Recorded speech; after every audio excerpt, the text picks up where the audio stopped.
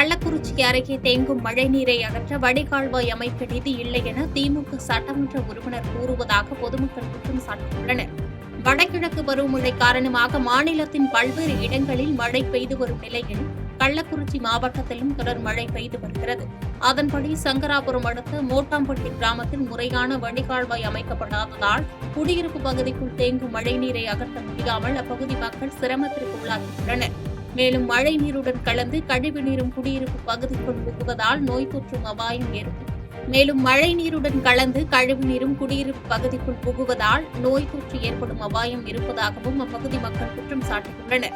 இது தொடர்பாக பொதுமக்கள் முறையிட்ட நிலையில் கால்வாய் அமைக்க நிதி இல்லை என சட்டமன்ற உறுப்பினர் தெரிவித்ததாக திமுக ஊராட்சி மன்ற தலைவர் கூறியதால் அதிர்ச்சி அடைந்தனர். இதனால் சட்டமன்ற உறுப்பினர் மற்றும் ஊராட்சி நிர்வாகத்தை கண்டித்து பொதுமக்கள் வீடியோ வெளியிட்டுள்ள நிலையில் இச்சம்பவம் தொடர்பாக அரசு தகுந்த நடவடிக்கை எடுக்க வேண்டும் என்றும் வலியுறுத்தியுள்ளனர். ஒரு வார்டு கூட அதை கண்டுக்க மாட்டேங்கிறாங்க. ஏன்னா கான்ட்ராக்ட் கொடுத்தா அதை முதல் செய்யறான்றான். ஏன் இந்த வேலை இது கான்ட்ராக்ட் காசு கிடைக்குது, அது 2000 காசு 5000 காசு கிடையாதுங்க. அந்த ஆட்சி ரொம்ப கஷ்டமா இருக்குது. இந்த மாதிரி நடத்தக்கூடாது. மக்கள் அடிப்படை சேவை தான். நீங்க பாருங்க, அடிப்படை சேவை செஞ்சு நீ மற்ற வேலை செய்யுங்க. நீ எதுவுமே செய்ய, ஆனா அடிப்படை சேவை செய்யணும் மக்களுக்கு அதவே செய்ய மாட்டேன். நாமக்கல் அருகே கோயில் திருவிழாவை முன்னிட்டு முறைகேடாக நடைபெற்ற ஏலத்தை ரத்து செய்ய கோரி அதிமுக நகர செயலாளர் முன்னிலையில் அப்பகுதி மக்கள் இந்து சமய அறநிலையத்துறையினரிடம் புகார் அளித்தனர். நாமக்கல் மாவட்டம் ராசிபுரத்தில் அமைந்துள்ள ஸ்ரீ நித்திய சுமங்கலி மாரியம்மன் கோயில் திருவிழாவை முன்னிட்டு கடைகள் அமைப்பது, பந்தல் போடுவது உள்ளிட்ட பணிகளுக்காக நடத்தப்பட்ட ஏலத்தினை திமுக நகர செயலாளர் சங்கர் மற்றும் சில திமுக நிர்வாகிகள் லஞ்சமாக பணம் வழங்கி முறைகேடாக கைப்பற்றியதாக அந்த பகுதியைச் சேர்ந்த மக்கள் குற்றம் சாட்டினர். இதனால் ஏலத்தை ரத்து செய்ய வேண்டும் என கூறி அப்பகுதியைச் சேர்ந்த பொதுமக்கள் அதிமுக நகர செயலாளர் முன்னிலையில் இந்து சமய அறநிலையத்துறை அதிகாரியிடம் புகார் மனு அளித்தனர். இதனையடுத்து செய்தியாளர்களிடம் பேசிய அதிமுக நகர செயலாளர் பாலசுப்ரமணியன், திமுக நகர செயலாளர் சில கவுன்சிலர்களுடன் அத்துமீறி கோயிலுக்குள் புகுந்து பினாமி பெயரில் டெண்டரை எடுத்திருப்பதாகவும், அதனை ரத்து செய்து இதற்கு முன்பு காலமாக டெண்டர் எடுத்து வருபவர்களிடம் டெண்டரை ஒப்படைக்க வேண்டும் எனவும் தெரிவித்தார். தற்போது இருக்கின்ற ராசிபுரத்தின் நகர செயலாளர் 90 சங்கர் அவர் உள்ள அராஜக முறையில் உள்ளார் புகுந்து கைகலப்பு ஏற்பட்டுள்ளது. நாங்கள் வாட்ஸ்அப்பில் பார்த்தோம். ரெண்டாவது தேவையில்லாத வார்த்தைகள்லாம் அதிகம் உபயோகித்து உள்ளார்கள். மக்களை அச்சுறுத்தும் வகையில் நடைபெற்றுள்ளது. இது காலகாலமாக இந்த நடைமுறையை மாற்றி இன்றைக்கி ஆன்மீகத்தில் அரசியல் புரிந்து உள்ளதால் நாங்கள் ஈஓ சந்தித்து இந்த டெண்டரை ரத்து செய்து இவ்வளோ காலமாக என்ன நடைமுறைப்பட்டுள்ளதோ அந்த நடைமுறையை பின்பற்றுமாறு நாங்கள் கேட்டுக்கொள்கிறோம். இதே மாதிரி வன்முறைகள் எல்லாம் ஆன்மீகத்தில் வேண்டாம் என்பது ஆளுங்கட்சி தரப்பில் அவர்களுக்கு மீண்டும் நாங்கள் முறையை தெரிவித்துள்ளோம். பாமக சட்டமன்ற குழு தலைவரை மாற்றக் கோரி அன்புமணி ராமதாஸ் கொடுத்த கடிதத்தை சபாநாயகர் தற்போது வரை ஏற்றுக்கொள்ளவில்லை என அன்புமணி ஆதரவு சட்டமன்ற உறுப்பினரான வெங்கடேஸ்வரன் தெரிவித்துள்ளார். சட்டப்பேரவை வளாகத்தில் செய்தியாளர்களை சந்தித்து பேசிய அவர், பாமகவின் சட்டப்பேரவை குழுவை மாற்றியமைக்க தங்களது சார்பில் வழங்கப்பட்ட கடிதம் 3 நாட்களாக ஏற்றுக்கொள்ளப்படாமல் இருப்பதாகவும், இது தொடர்பாக சட்டப்பேரவையில் பேசுவதற்கும் சபாநாயகர் அனுமதி மறுப்பதாகவும் தெரிவித்தார். மேலும் சட்டப்பேரவையில் பாமக உறுப்பினர்கள் பேசக்கூடாது என்பதற்காக சபாநாயகர் அப்பாவு உள்நோக்கத்தோடு செயல்படுவதாக குற்றம் சாட்டிய அவர், மற்ற கட்சிகளுடன் ஒப்பிடுகையில் பாமகவிற்கு மட்டும் சபாநாயகர் ஒருதலைபட்சமாக செயல்படுவதாகவும் சாட்டினார். பேசுவதற்கு அதை நாங்கள் என்ன அந்த கடிதத்தின் மீது நடவடிக்கை என்ன எடுக்கப்பட்டுள்ளது, ஏன் எடுக்கவில்லை என்று கேட்பதற்கு கூட பேசுவதற்கு அனுமதி மறுக்கப்படுகிறது. தொடர்ந்து சபாநாயகர் எந்தவித கவன ஈர்ப்பு தீர்மானம் எதுவும் எங்கள் கட்சிக்கு அனுமதி கொடுப்பதில்லை. அது ஏதோ உள்நோக்கத்துடன் மாண்புமிகு சபாநாயகர் செயல்படுகிறார். மக்களுடைய சட்டமன்றத்தினுடைய கட்சியினுடைய தலைவர் எங்கள் பாமக அன்புமணி ராமதாஸ் கூடிய கடிதத்திற்கும் எங்கள் குழு நாங்கள் 3 சட்டமன்ற உறுப்பினர்களும் எழுதிய கூடிய கடிதத்திற்கும் அவர் பரிசீலனை செய்வதாக சொல்லிக்கொண்டே இருக்கிறார். எந்தவித நடவடிக்கை எடுக்கவில்லை என்பதை தெரிவித்து நாங்கள் வெளிநடப்பு செய்துள்ளோம். அதிமுக ஆட்சி காலத்தில் வாங்கப்பட்ட கடனுக்கும் திமுக அரசுதான் 1.4 லட்சம் கோடி ரூபாய் வட்டி கட்டி வருவதாக அமைச்சர் தங்கம் தென்னரசு தெரிவித்துள்ளார். தமிழ்நாடு சட்டப்பேரவை 3ஆம் நாள் அமர்வில் கேட்கப்பட்ட கேள்விக்கு பதிலளித்த நிதியமைச்சர் தங்கம் தென்னரசு, 2020-2021 ஆண்டு அதிமுக ஆட்சிக்கால முடிவில் வாங்கப்பட்ட கடனுக்கு திமுக அரசு வட்டி கட்டி வருவதாகவும், அவ்வாறு பெறப்பட்ட கடனுக்காக 1.4 லட்சம் கோடி ரூபாய் வட்டி கட்டியுள்ளதாகவும் தெரிவித்தார். மேலும் அதிமுக ஆட்சியில்தான் மொத்த கடன் இருப்பு 128% அதிகரித்ததாகவும், ஆனால் திமுக ஆட்சியில் கடந்த 4 ஆண்டில் 93% தான் கடன் தொகை அதிகரித்திருப்பதாகவும் தெரிவித்தார். வேலூரில் குடியிருப்பு பகுதியில் தேங்கிய மழைநீரை அகற்றக் கோரி பொதுமக்கள் தர்ணா போராட்டத்தில் ஈடுபட்டதால் பரபரப்பு ஏற்பட்டது. அதிமுக ஆட்சி காலத்தினுடைய முடிவில் 2020-21 நீங்க முடிச்சிட்டு போனீங்க பாத்தீங்களா ஆட்சியை, அப்ப நீங்க வச்சுட்டு போன கடனுக்கு இந்த 1.4 lakh crores, இந்த crores இவ்வளவு ரூபாய் வட்டி மட்டும் கட்டி கொண்டிருக்கக்கூடிய ஆட்சி இந்த ஆட்சி. நீங்க வச்சுட்டு போன கடனுக்கு 1.4 லட்சம் கோடி ரூபாய் வட்டி கட்டி கொண்டிருக்கக்கூடிய ஆட்சி. யார் கடனை பற்றி பேசுகிறீர்கள்? நான் கடனை பத்தி சொல்றேன். உட்காருங்க சார். நான் கடனை பத்தி, நீங்க வச்சிட்டு போற கடனை பத்தி என்கிட்ட விவரங்கள் இருக்கு. நான் சொல்ல கடமைப்பட்டிருக்கிறேன். பல முறை நான் அதைத்தான் சொல்றேன் சார். அப்சல்யூட் நம்பர்ல பேசணும்னா நான் அப்சல்யூட் நம்பர்ல பேச தயாரா இருக்கேன். நீங்க எவ்வளவு வச்சுட்டு போயிருக்கீங்க நான் திருப்பி சொல்றேன். என்ன அளவுல விகிதாச்சாரம் உங்க ஆட்சியில் எப்படி வச்சிருந்தீங்க? வேலூர் மாவட்டம் குடியாத்தம் மற்றும் அதன் சுற்றுவட்டார பகுதியில் பெய்த கனமழை காரணமாக கிருஷ்ணா கார்டன், ராகவேந்திரன் நகர், சக்தி நகர் உள்ளிட்ட பகுதிகளின் குடியிருப்பு பகுதிகளில் மழைநீர் சூழ்ந்தது. இதனால் பள்ளி மற்றும் கல்லூரிக்கு செல்லும் மாணவர்கள் பாதிக்கப்படுவதோடு மழைநீரோடு கழிவு நீரும் கலந்து வருவதால் நோய் தொற்று ஏற்படும் அபாயம் இருப்பதாகவும் அப்பகுதி மக்கள் குற்றம் சாட்டியுள்ளனர். இதுகுறித்து பலமுறை மனு அளித்தும் அதிகாரிகள் நடவடிக்கை எடுக்காததால் வட்டார வளர்ச்சி அலுவலகத்தை முற்றுகையிட்டு பொதுமக்கள் தர்ணா போராட்டத்தில் ஈடுபட்டனர். இதையடுத்து தகவல் அறிந்து சம்பவ இடத்திற்கு வந்த காவல்துறையினர் உரிய நடவடிக்கை எடுக்கப்படும் என்று உறுதியளித்த பின் பொதுமக்கள் போராட்டத்தை கைவிட்டனர். வேலூர் அருகே வனவிலங்குகளை வேட்டையாட வைக்கப்பட்டிருந்த நாட்டு வெடிகுண்டுகள் கைப்பற்றப்பட்ட நிலையில் 15 நாட்களுக்கு பிறகு வெடிகுண்டுகள் செயலிழக்கம் செய்யப்பட்டன.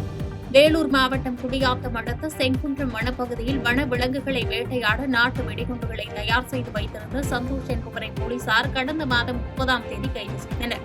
மேலும் அவரிடமிருந்து பறிமுதல் செய்யப்பட்ட 15 நாட்டு வெடிகுண்டுகளை மிகுந்த பாதுகாப்புடன் குடியாத்தம் வனத்துறை அலுவலகத்தில் வைக்கப்பட்டன. இந்நிலையில் சென்னையிலிருந்து வருகை தந்த வெடிகுண்டு நிபுணர்கள் பறிமுதல் செய்யப்பட்டிருந்த வெடிகுண்டுகளை செயலிழக்க வைத்தனர். 10 அடி குழி தோண்டி வெடிகுண்டுகள் புதைக்கப்பட்டு செயலிழக்க வைக்கப்பட்டதால் அப்பகுதி முழுவதும் புகை மண்டலமாக காட்சியளித்தது. செஞ்சி அருகே அரசு உதவி பெறும் தொடக்கப்பள்ளியில் வழங்கப்பட்ட காலை உணவில் வள்ளி இருந்ததால் 3 பள்ளி சிறுமிகளுக்கு மயக்கம் ஏற்பட்ட சம்பவம் பரபரப்பை ஏற்படுத்தியுள்ளது. விழுப்புரம் மாவட்டம் செஞ்சி அடுத்த சிங்கவரம் கிராமத்தில் செயல்பட்டு வரும் திருவள்ளுவர் அரசு உதவி பெறும் தொடக்கப்பள்ளியில் முதலமைச்சரின் காலை உணவு திட்டத்தின் கீழ் வழங்கப்பட்ட சிற்றுண்டியில் வள்ளி இருந்ததாக கூறப்படுகிறது.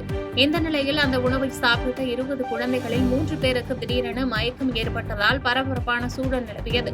உடனடியாக குழந்தைகள் மீட்கப்பட்டு செஞ்சி அரசு பொது மருத்துவமனையில் அனுமதிக்கப்பட்டு சிகிச்சை அளிக்கப்பட்டு வரும் நிலையில் இச்சம்பவம் தொடர்பாக செஞ்சி போலீசார் விசாரணை மேற்கொண்டு வருகின்றனர்.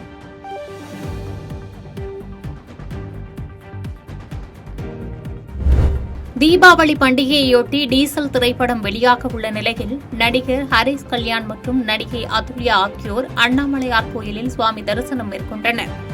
நடிகர் ஹரிஸ் கல்யாண் மற்றும் நடிகை அதுல்யா ஆகியோர் நடிப்பில் உருவாகியுள்ள டீசல் திரைப்படம் அக்டோபர் 17ஆம் தேதி திரையரங்குகளில் வெளியாகுகிறது.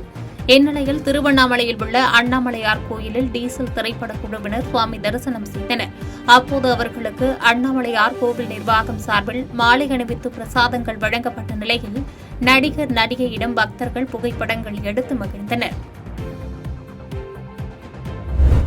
கரூர் நீதிமன்ற உத்தரவை தொடர்ந்து சிறையில் அடைக்கப்பட்டிருந்த தாவேக நிர்வாகிகள் ஜாமீனில் விடுவிக்கப்பட்டனர்.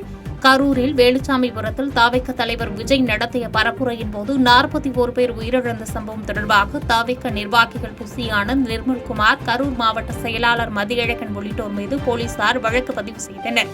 அதன்படி தலைமறைவாக இருந்த கரூர் தாவேக மாவட்ட செயலாளர் மதியழகன் மற்றும் அவருக்கு அடைக்கலம் கொடுத்த மற்றொரு தாவேக நிர்வாகியான பவுன்ராஜ் ஆகியோர் கைது செய்யப்பட்டு சிறையில் அடைக்கப்பட்டனர்.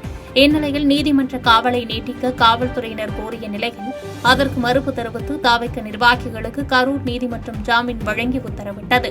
அதன்படி சிறையில் அடைக்கப்பட்ட தாவேக நிர்வாகிகள் விடுவிக்கப்பட்டதை அடுத்து அவர்களுக்கு தாவேக நிர்வாகிகள் உற்சாக வரவேற்பு அளித்தனர். திருவண்ணாமலை அருகே குடும்ப பிரச்சினை காரணமாக 2 குழந்தைகளுடன் கிணற்றில் குதித்து தாய் தற்கொலை செய்து கொண்ட சம்பவம் அதிர்ச்சியை ஏற்படுத்தியுள்ளது. திருவண்ணாமலை மாவட்டம் செங்கம் அடுத்த சென்னசமுத்திரம் பகுதியைச் சேர்ந்த தம்பதியர் வெங்கடேசன் கௌரி. இவர்களுக்கு 5 மற்றும் 4 வயதில் கிஷோர் மற்றும் தேவேஷ் ஆகிய ஆண் குழந்தைகள் இருந்துள்ளனர். வெங்கடேசன் தினமும் குடித்துவிட்டு தனது மனைவியுடன் தகராறில் ஈடுபட்டு வந்ததாக கூறப்படுகிறது. இதனால் மன உளைச்சலில் இருந்த கௌரி தனது 2 குழந்தைகளுடன் கிணற்றில் குதித்து தற்கொலை செய்து கொண்டுள்ளார். தகவல் அறிந்து சம்பவ இடத்திற்கு வந்த தீயணைப்புத் துறையினர் மூவரின் உடலையும் மீட்டதை அடுத்து போலீசார் பிரேத பரிசோதனைக்கு அனுப்பி வைத்து விசாரணை மேற்கொண்டு வருகின்றனர். அன்புமணி தனிக்கட்சி தொடங்கிக் கொள்வதுதான் அவருக்கும் அவரை சுற்றியிருப்பவர்களுக்கும் நல்லது என்று பாமக நிறுவன தலைவர் ராமதாஸ் தெரிவித்துள்ளார். தைலாபுரத்தில் செய்தியாளர்களை சந்தித்து பேசிய அவர், அன்புமணிக்கு தலைமை பண்பு இல்லை என தான் கூறியதை உறுதிப்படுத்தும் வகையில் மருத்துவமனையில் தான் அனுமதிக்கப்பட்டிருந்த போது அவர் பேசிய வார்த்தைகள் இருந்ததாகவும், தான் உருவாக்கிய பாட்டாளி மக்கள் கட்சியை தன்னுடைய கட்சி என அன்புமணி ராமதாஸ் கூறக்கூடாது எனவும் தெரிவித்தார். அன்புமணி தனிக்கட்சி தொடங்கிக் கொள்வதுதான் அவருக்கும் அவரை சுற்றி இருப்பவர்களுக்கும் நல்லது என கூறிய அவர், புதிய கட்சி தொடங்கினால்தான் புதிய பொறுப்புகள் கிடைக்கும் எனவும் தெரிவித்தார். மேலும் பாமக சட்டப்பேரவைத் தலைவர் அரசு கொறடாவை மாற்ற முடியாது எனவும், சபாநாயகரால் மட்டுமே அந்த மாற்றத்தை செய்ய முடியும் எனவும் தெரிவித்தார். கரூர் துயர சம்பவ விவகாரத்தில் உண்மை நிலவரம் வெளிவர வேண்டும் என்பதற்காகவே எடப்பாடி பழனிசாமி தொடர்ந்து குரல் எழுப்பி வருவதாகவும், கூட்டணிக்காக அல்ல எனவும் அதிமுக முன்னாள் அமைச்சர் ராஜேந்திர பாலாஜி தெரிவித்துள்ளார். தூத்துக்குடியில் சுதந்திர போராட்ட வீரர் வீரபாண்டிய கட்டபொம்மனின் 226வது நினைவு தினத்தையொட்டி அவரது திருவுருவ சிலைக்கு அதிமுக முன்னாள் அமைச்சர் ராஜேந்திர பாலாஜி மாலை அணிவித்து மரியாதை செலுத்தினார். பின்னர் செய்தியாளர்களிடம் பேசிய அவர், கரூர் விவகாரத்தில் உண்மை நிலவரம் வெளிவர வேண்டும் என்பதற்காக அதிமுக பொதுச் செயலாளர் எடப்பாடி பழனிசாமி குரல் கொடுப்பதாகவும், கூட்டணி வைப்பதற்காக அதிமுக யாரிடமும் தவம் கிடக்க வேண்டிய அவசியம் கிடையாது எனவும் தெரிவித்தார். மேலும் கரூர் துயர சம்பவம் தொடர்பாக காவல்துறை கொடுத்த செய்திக்கும் தற்போது முதலமைச்சர் கொடுக்கும் செய்திக்கும் நிறைய வேறுபாடுகள் இருப்பதாகவும், ஆனால் சட்டமன்றத்தில் எடப்பாடி பழனிசாமி பேசிய கருத்துகளும் வெளியே சொன்ன கருத்துகளிலும் உண்மை மட்டுமே இருப்பதாகவும் அவர் தெரிவித்தார். உண்மை நிலவரம் வெளியே வர வேண்டும் என்பதற்காகத்தான் எங்களுடைய பொதுச்செயலாளர் எடப்பாடியார் குரல் கொடுக்கிறார். கூட்டணி வைப்பதற்காக யாரிடத்திலும் போய் அதிமுக தவம் கிடக்க வேண்டிய அவசியம் கிடையாது. அதிமுகவை நாடி கூட்டணி கட்சிகள் படையெடுக்கின்ற காலம் வந்து கொண்டிருக்கிறது.